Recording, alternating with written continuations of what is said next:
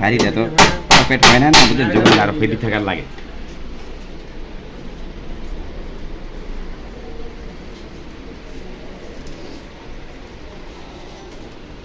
এটা কিন্তু পেঁচাইতেছি গেলে, হ্যাঁ পেঁচাইলে গেলে হবে না, যে টেকনিকে বুঝতে হবে কোন মাথার আগে শুরু হয়েছে কোন আবার শেষ হবে,